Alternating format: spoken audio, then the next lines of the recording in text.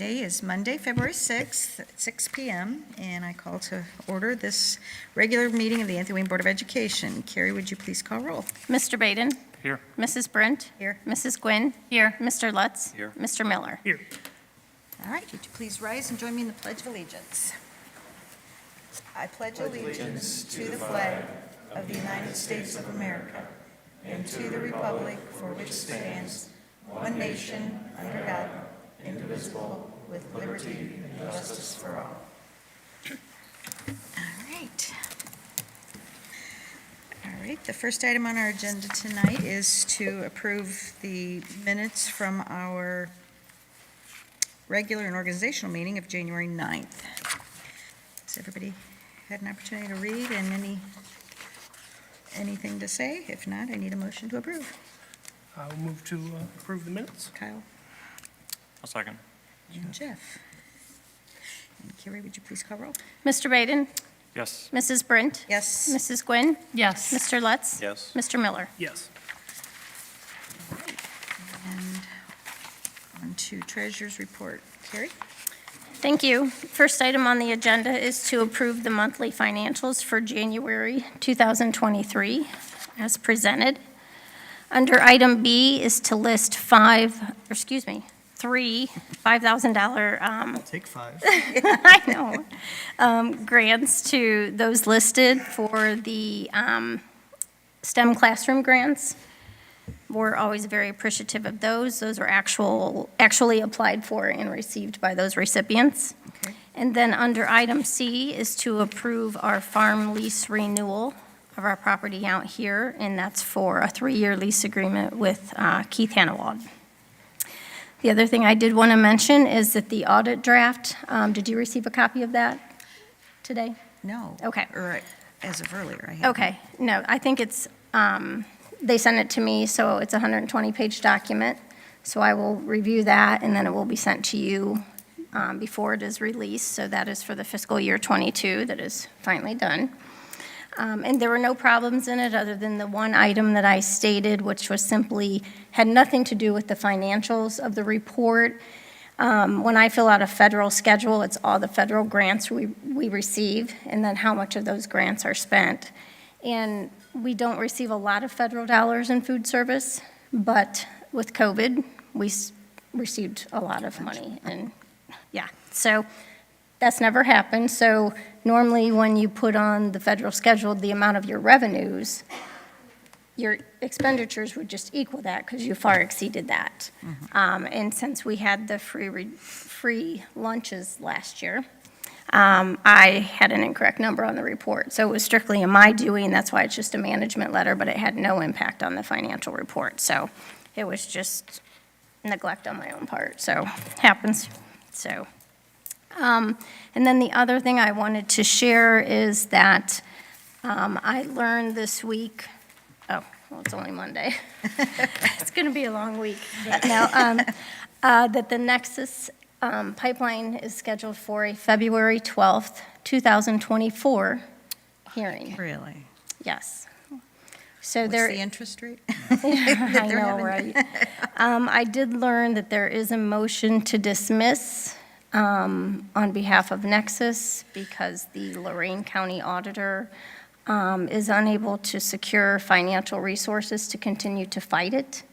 So that's just a little bit of hope there, but it would be nice if we could get some type of reconciliation there because it's obviously affecting our funding. So once I get the the final payment, the settlement for the January 31st taxes, I'll know more on that as far as what Nexus paid this time around. So we don't know So at this point. I have no idea. Right. Nobody does because no one's gotten their payments yet. So I did check on it today, but I think I'll have something in the next day or so to share. Okay. So, and that is all I have. So Carrie, on the audit finding, do you need, It's not a finding. I just want to interrupt because No, that's- a finding is not a good word in the audit report. Yes. that's a good clarification. But in the email you sent, you made it sound like, do you need a formal review or can we waive a formal review? You can waive it. There's Yeah, I was nothing gonna in the ask that. report, even if there was a finding, but there's not a finding. Not a finding. It's just a management letter comment. It didn't even make it in the report. It's there's nothing in the report. That was just a thing. I had a couple verbals too, as far as, you know, you have too many then and nows and stuff like that, but Yeah, so I guess what I was going to suggest is that I'll make a motion to approve as written and that we waive I- formal review. I can just do it if everyone says it. I don't have to put it in the form of a motion. Yeah, But you that's don't even okay. need a motion. Nope. Okay. that's just a Alright. preference, and I was going to Yeah. ask, I didn't know if, Yeah, I wasn't sure what Since- you needed, because it seems like it was a simple, they'll send us, Correction, simple. they do send us a copy of the pages of the audit, so, They'll just ask if we want to hold one or waive it, so that's why I wanted to get ahead of it. They haven't asked yet, but I Yeah. just know it's coming from previous years, so, okay, understood. but thank you. Thank you. Okay, anything else, Carrie? No, Okay, need to move. Who moved it? all right, so if there's, Oh. are no more questions for Carrie, then we'll take Troy's motion, Motion to approve, yeah. okay? And a second, please. I'll second. Kyle? And Carrie, would you please call roll? Mr. Baden, Yes. Mrs. Brent, Yes. Mrs. Gwynn, Yes. Mr. Lutz, Yes. Mr. Miller. Yes. Thank you. Thank you. And on to superintendent's educational reports. Yes, tonight we'll start with the collaborative. They're going to present, when we go through the process of doing any type of facility master planning, you want to have an idea of where your current buildings are. The great news is that the collaborative spent time with our operations department and went through the buildings to assess them. And I do want to mention that, when you do that, it's a comprehensive assessment, right? And so they're going to identify everything from things like carpet to lighting to electrical, plumbing, all of those roofs, everything. And since it's comprehensive, right, it's going to say, like, this carpet should be replaced in X amount of time. And because technically, this building is now 20 years old. You necessarily replace this carpet? Probably not. But it's in there as a replacement piece and a cost. And so I don't want to have too much sticker shock to what they're going to present, but also understand that as you look at this, it's what could be done. And there are some things that we will address through permanent improvement opportunities that we have funding for. And then if we decide to eventually go on the ballot for a bond issue or those types of things, some of that could be done through that. Or we could really put it all into the PI budget, but there's, some of it that we wanted to address and some of it we wouldn't need to have to address at this time. So with that intro, I'm going to turn it over to Dave from the Collaborative. Well, great. Thanks for having me here this evening. I'm Dave Serra, one of the partners with the Collaborative. Joe Adams from the Collaborative as well. He's serving as project manager for your project. So as Jim said, tonight we're going to be sharing building assessment. We'll be back, I think, in future meetings as the plan progresses. So tonight there's really no sexy images, any of that's to come. But I think this is the necessary first step, as Jim said, to kind of get there.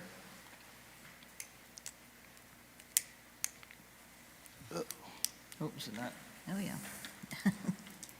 responding now? Or if this isn't too far away with me? 'Cause I can move the computer closer to Yeah, it's not liking it. Oh, okay. So this will just be our agenda for this evening, probably 15 or 20 minutes that we'll go through what we've been working on really since mid-last year. I think we started this in May of last year, spent a number of months crawling around all your facilities, really getting an in-depth understanding of what you have today, worked with Matt and his staff really directly as well to gain all of his knowledge so that we're really incorporating what we see, what we find, plus all of Matt's kind of history of what he knows of the facilities over the years. So talk a little bit about why we're doing an assessment, some of the buildings we studied. Joe will maybe go through a little bit more detail of what the assessment means, and then I'll wrap it up and give you a little sticker shock, as Jim said, with costs, and then open it up for questions. So if you've got questions along the way, please stop us and we can address any questions you have. So with that, why do you do a building assessment? And I think anytime you start any type of planning exercise, you kind of want to understand what you have. So, you want to go through all your existing facilities. Like Jim said, we looked at everything from carpet to paint to chillers to electrical systems. We had our engineers as part of our team, so JDRM studied your mechanical, electrical, plumbing systems, as well as architectural and structural systems, trying to really determine what life expectancy you could expect from all of those systems moving forward. Matt had already kind of started a pretty good deferred maintenance plan, but we wanted to add to that. So you've got a plan looking out over the next 10 to 15 years, knowing what things might need to be replaced, when they might need to, so you're allocating funds. And then really, you want to do these about every 10 to 15 years. There's just wear and tear happens, especially in school environments, as everyone knows. Natural kind of light and things like that really take effect on roofing and other materials. So you really want to kind of check back in every 10 to 15 years to kind of gauge where you are and where you're going. Next slide. So we did not take a look at every single building in your campus, but we tried to hit the majority of them. So this is just a map of your district. So hit this building, of course, Waterville, Monclova, the middle school, the junior high, the high school, and then the transportation building. Your White House was pretty new. It didn't seem, with being a few years old, that was time worth spent there. And then the maintenance building was new as well. So our study did not capture those two buildings, but really captured all the rest of your facilities. Just put a little bit of a graphic together just to give people an understanding of how old your facilities really are. So when you look at really the high school being built in 51, you're at 72 years old, and goes down the line with the junior high and Fallen Timbers. You've got 4 facilities that are over 50 years old, all in very good condition. I'll just say that right now from a structural standpoint. Bones, I think they all have very good bones to it. I don't think anything we saw suggested that you would need to tear a structure down. Which happens in a lot of other instances when we do these. That's some of the outcomes that come out is you're going to start spending good money over bad. You might want to think about not investing dollars into a certain building and rebuild. We did not find that here, but Leaf gives you a snapshot of the square footage you have in your district, when additions were added, and then really the overall age of all of your buildings.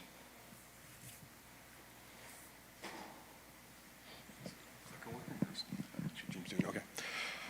So this is I guess we'll say it's the typical assessment form. So it starts with, and I guess we'll just kind of go through the column on the right a little bit, just the information, the age of the building, when there's been some additions, modifications to the building through its lifespan. And then we look at, we kind of break the buildings down into, 5 priorities. And we look at the architectural condition, the life safety, code, accessibility, structural, mechanical, plumbing, fire protection, so that's HVAC and lump it all together, or HVAC and MEP, electrical, and then a building summary. So then each of those categories are graded green through red, so green being on the high side with good, and then adequate, poor, and then replace is on the red side. So we looking at very high level, and this is how we graded the things. And then, if you, maybe next slide, please. So then each of those categories get subdivided, and I won't go through all those, but we go into some pretty depth, with all of those categories. Next slide, please. So you can click through those. Again, that's your typical assessment for all the buildings. So that's the depth, and you can see the coloring. And then this is a summary for each of the buildings. And again, the yellow and the 2 oranges and the yellow at the bottom, that's the overall grading for the building of what we saw. And then, I'm sorry, if you could back up one, we'll just go through, we'll hit the high ones. So for Fallen Timbers, we focused on and thought that these are I guess we'll say the big ones to talk about.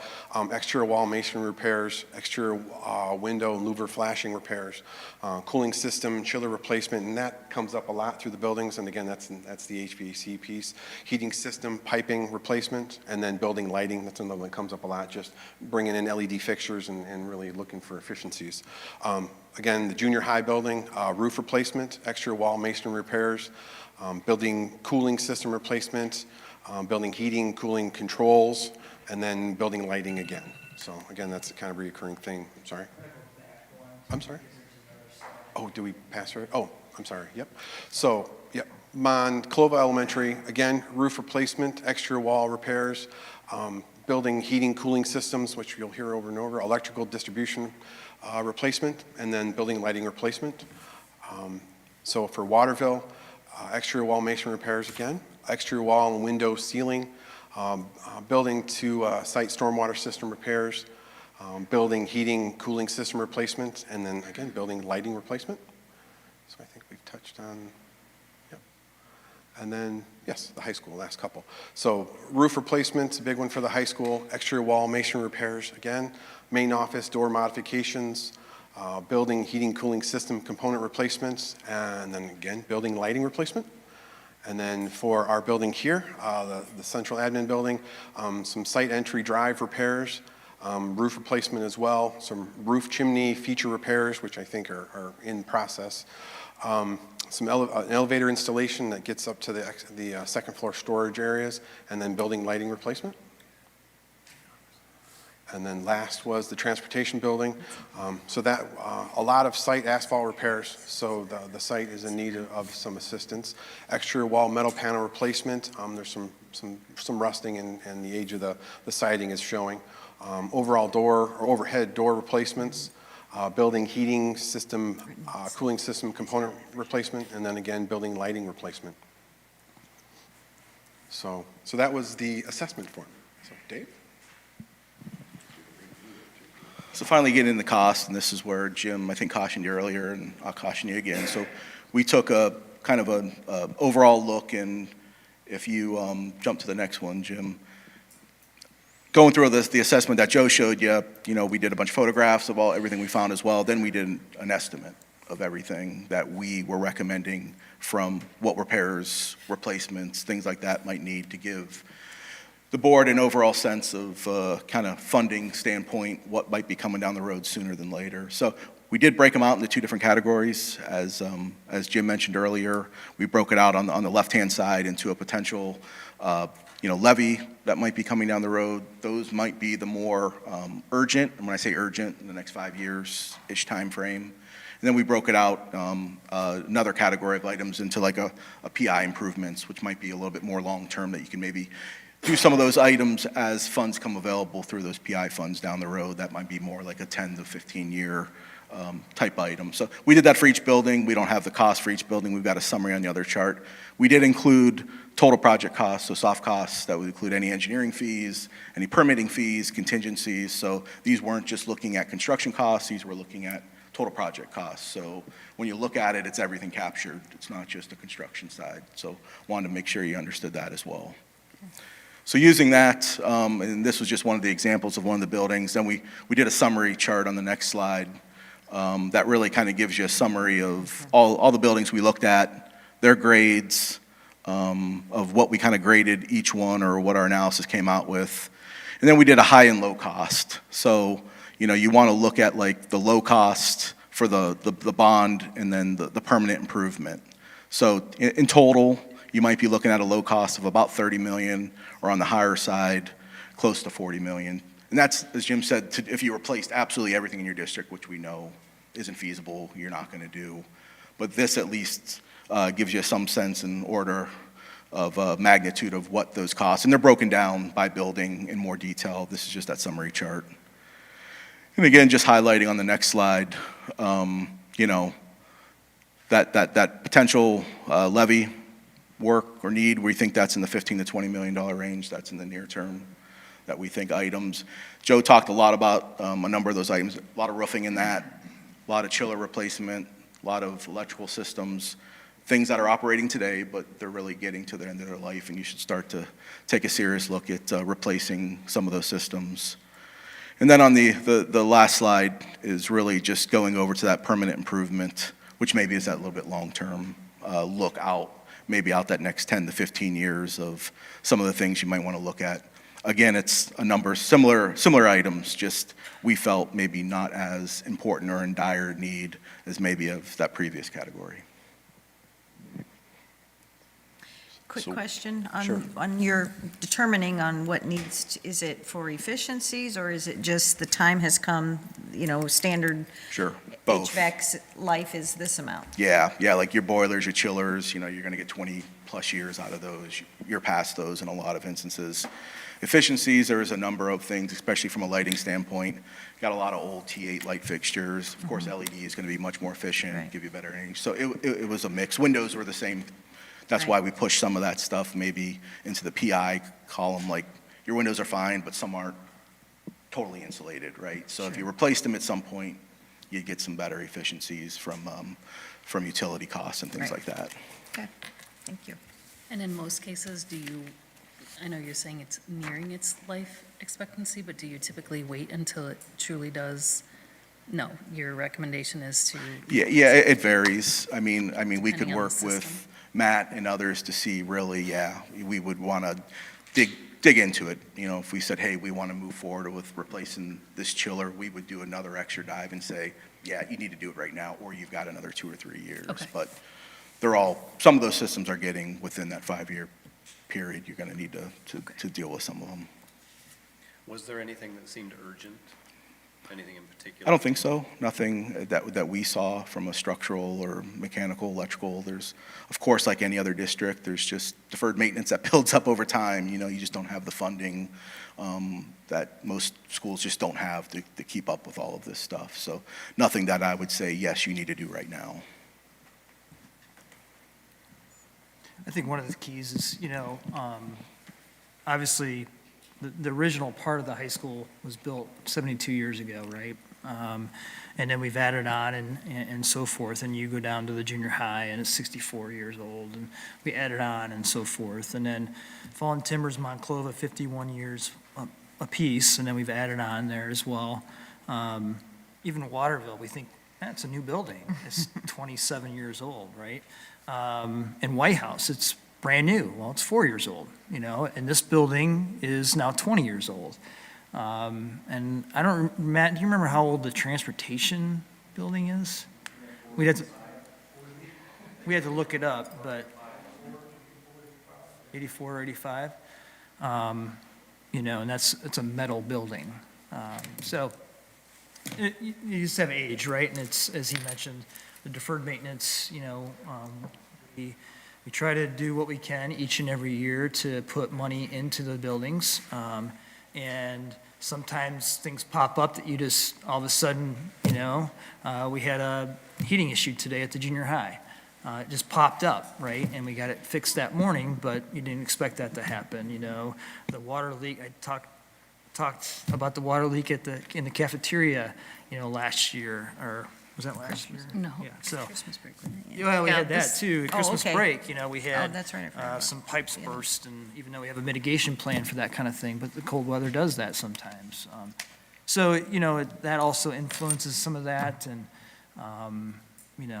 as you move forward. But I think the good thing in this is that they've already started working with Matt and the budget and looking at how can we intertwine our current permanent improvement money that we spend to each and every year to address some of these issues.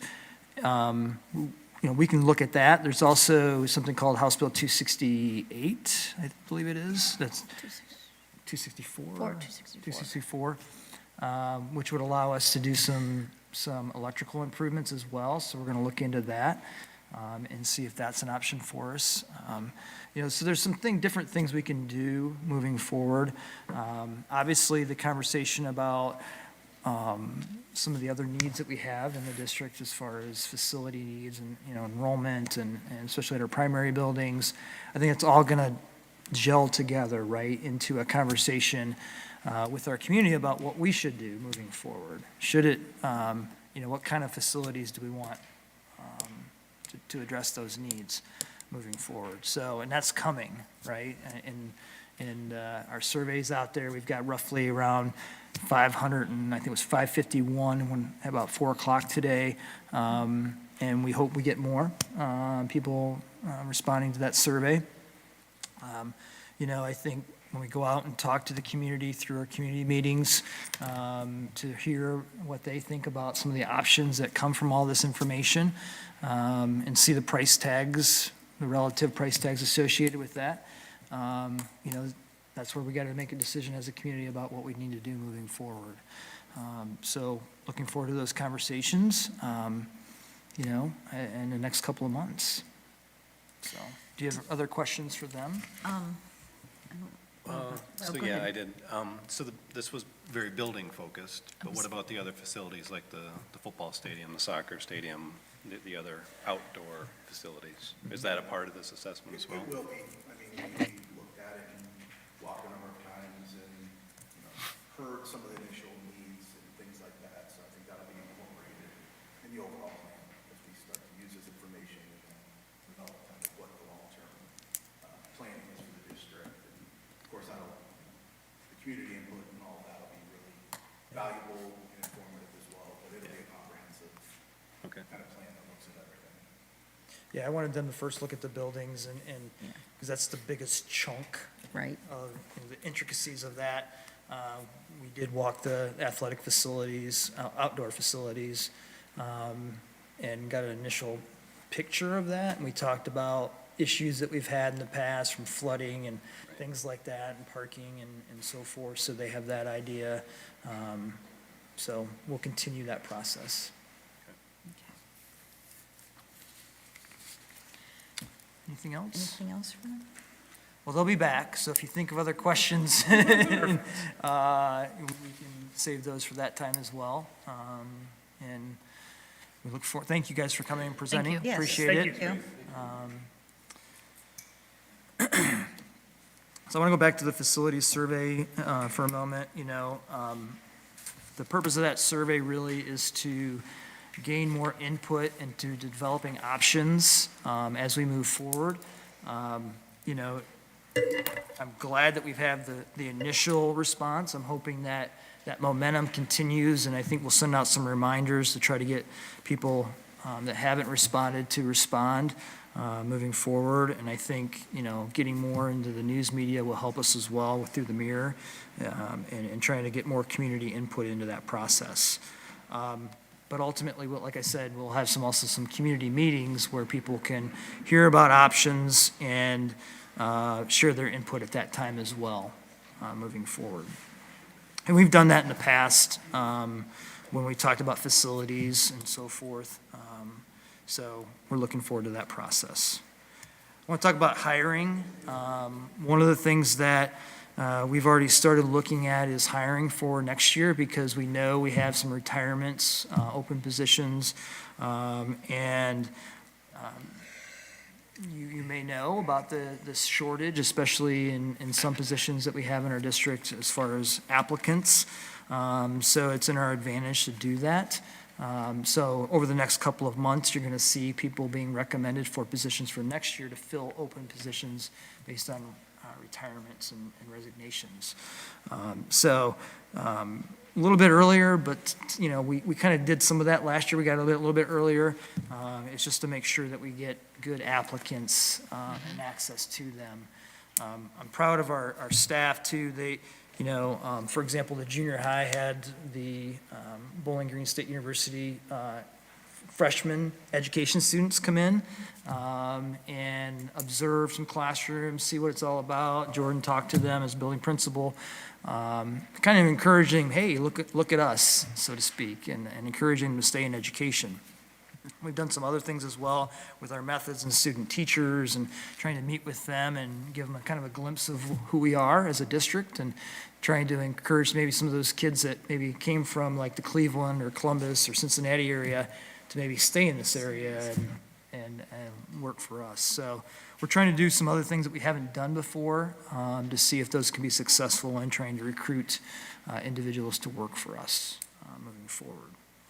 State budget update, just wanted, that was released. I sent you the kind of the normal schedule of how it all works through the processes of going through the House and going through the Senate, and then back to conference committee where they, knock up each some over more. the head and come up to a resolution. They approve it, both the House and the Senate, send it to the governor for his signature or veto. So ultimately, that's going to happen between now and June. Ultimately, though, when you look at, I've got some concerns. I met with a representative from the governor's office on Friday, shared my concerns about I was happy to see this Fair School Funding Plan in his proposal to the legislature, but it shouldn't be funded at 2018 levels like it currently is. And I shared that with them. I said, if any of us go to the grocery store, we know that if, the prices have gone up, anything we buy and so forth, and, people expect to make more money, whether it's the private sector, public sector, and so forth. All of our bills go up. We had a conversation with operations about light bulbs, and, it's gone up, the cost of one light bulb has gone up 3 times what it was just a few years ago. All those things start adding up, right? And if we're being asked to do more and more by the state, by their rules and regulations, then I think that they should at least fund us at relatively close to 2023 levels versus 2018 levels that's currently based on. So, But the prisons are funded at 23. yeah, the prisons, I'm not going to mention the prisons again like we did last year. But ultimately, it's a process. There's discussions about more money going to vouchers for charters and private schools that potentially could take away money from the money that's going to go to public schools. I get concerned about that as well, especially the Senate's really pushing for that type of plan. We'll see where that goes. Right now, the estimates for that increase is about it's well over $500 million a year in the 2-year budget to do that. I'm hoping that it's not at that level, that some of that money is moved to the public education funding so that maybe we can get to 2020 levels versus 2018 levels. So ultimately, we'll see where that goes. I'll continue to work with our state organizations through Alliance, through BASA, through the legislative committees that I'm on, to how to help legislators understand where we're at and where we're going. I don't believe it's fair, and I'll just put my personal opinion into this, that there are private schools in the greater Toledo area that are getting more state money per student than Anthony Wayne local schools, and there are several. Because they accept John Peterson scholarship, they accept this thing and this thing, that money is diverted to them, and they're going about that legally, but they're getting more money, but they're not audited, they don't have the same academic requirements that we're put under, same legal requirements that we're put under as public schools, and where are our taxpayer dollars going in that sense, right, when there's no accountability? So that concerns me, and we're going to continue to share that information out with legislators and see where that goes as well. So there's a little bit of my soapbox on funding. No, it's Yeah. It's Any warranted. questions on any of those items? Okay. Overnight trips. Item B is just one trip for DECA, that Pennant is responsible for those costs for that overnight trip.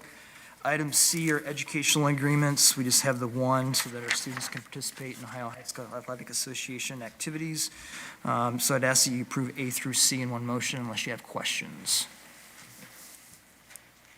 Any questions on that? If not, I need a motion to approve. Move to approve. Kyle, in a second. I'll second. Jana. Carrie, would you please call roll? Mr. Baden?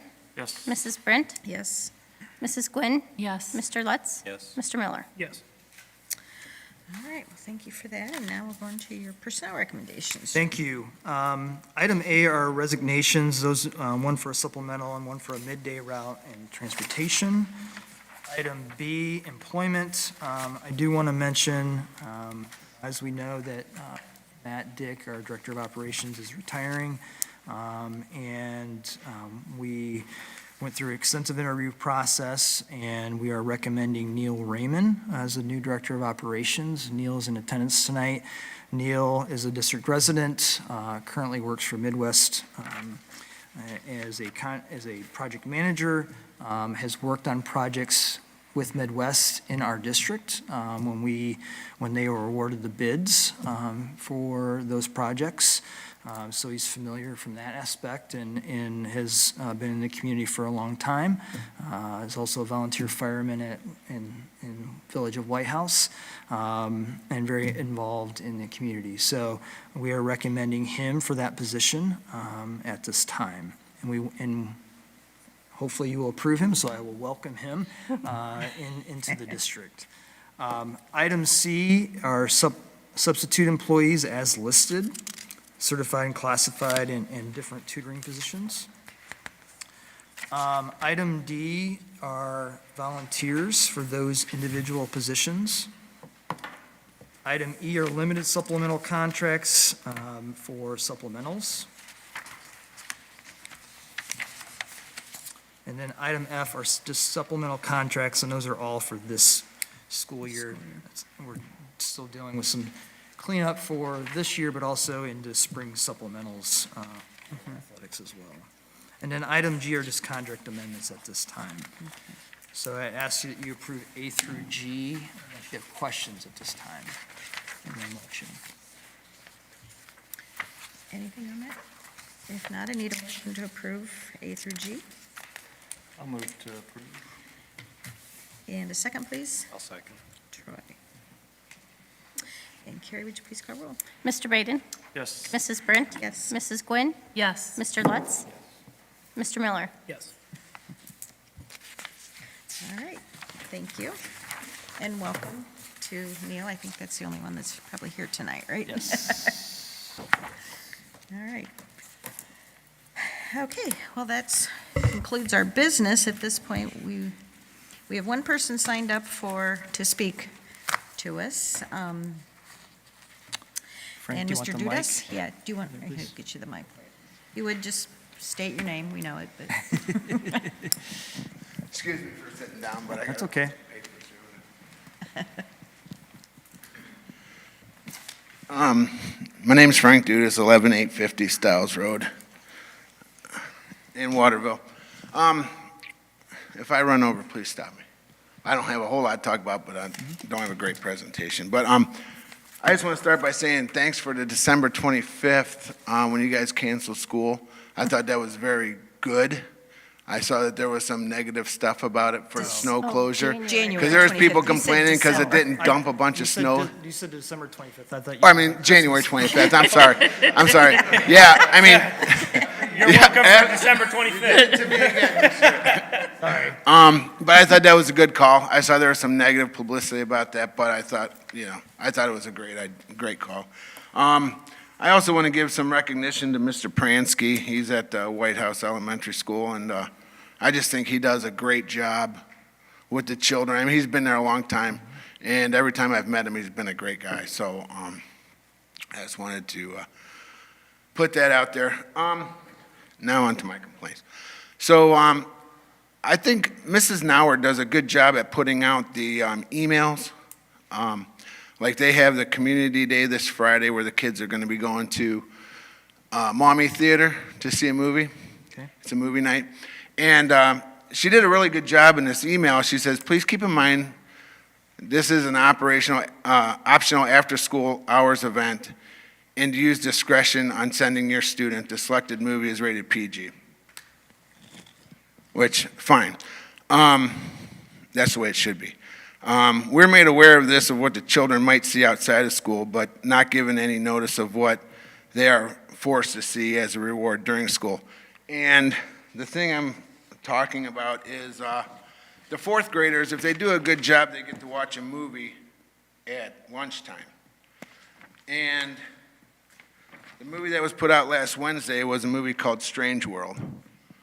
Now, this movie, Strange World, has been given reviews by Yahoo that says, headline says, Strange World finally delivers the queer version of Disney magic we've been waiting for. If you read down through there, it says, much of the film's bold freshness comes from the arrival of Disney's first openly gay teenager. After several years of easily deleting queer characters in this film, they finally acknowledged the queerness. They are finally giving us a substantial gay storyline in a children's film. It also talks about the beauty of Strange World is Ethan's queerness. It says, what a powerful moment for a young viewer to experience. Pink News gave it the headline, "New Disney film Strange World teaches kids being gay is normal in the best way." And that goes on to say, Strange World features a romantic relationship between two teenage boys that were caught up in an adventure around a mysterious planet.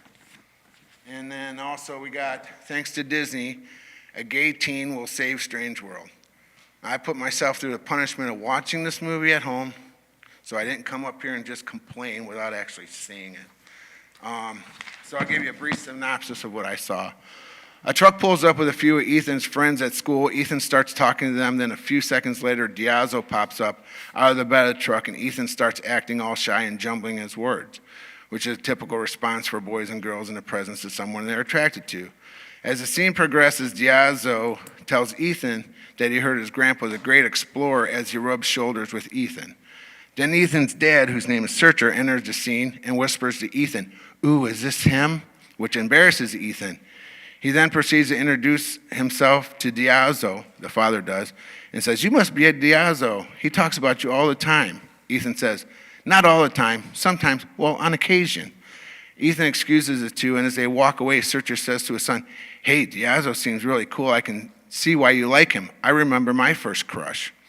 Later on in the film, Ethan's talking to his grandpa, and the grandpa asks, "Are there any sweethearts waiting for you back home?" To which Ethan replies, "Diazzo, his name is Diazzo. I really like him a lot, but I just don't know how to tell him." So the views of this movie don't align with my family's value or our religious beliefs, and I ask if they are going to continue doing movies like this at the lunchtime when everybody can watch it, okay, that a letter of permission be sent home, kind of like we did with the after hours thing at the Maumee Theater, okay? And just one more thing real quick. Martin Luther King Day came and went, and I'm a big supporter of Martin Luther King. I think he did things the right way. He brought religion into it. He was a peaceful protester. But Martin Luther King has a lot of quotations. And my fourth grade student's paper here, it was a punctuation, asking which punctuation was correct. And the first one was, Martin Luther asked the mom, "Why do white people treat colored people so mean?" ? The next one, Martin Luther asked his mom, "Why do white people treat colored people so mean?" ? Quotations. Third one, Martin Luther asked his mom, "Why do white people treat colored people so mean?" Period. No question mark. And the D was, Martin Luther asked his mom, quote, "Why do white people treat colored people so mean?" Now, Martin Luther had a quick search will tell you, other quotes he had was, "We must learn to live together as brothers or perish together as fools." He's also said, "Faith is taking the first step even when you can't see the whole staircase." He's also said, "We must accept finite disappointment, but never lose infinite hope." Okay, these are all quotations I think would have been a better choice for this. And we know what indoctrination of children is. If you tell them one thing and you keep repeating it and repeating it and repeating it, they start to believe it. So that was just my 2 cents on the things that I saw. I mean, but like I say, overall, I'm very happy with my child's education. I'm very happy with what he's learning. I love his teachers, Mr. Pransky, like I said, fantastic man. But that's all I got. Thanks. Thank you, Frank. All right, thank you. All right. No one else signed up, so I guess that's the end of that section. And at this time, we are going to go into an executive session to discuss employment negotiations of public employees.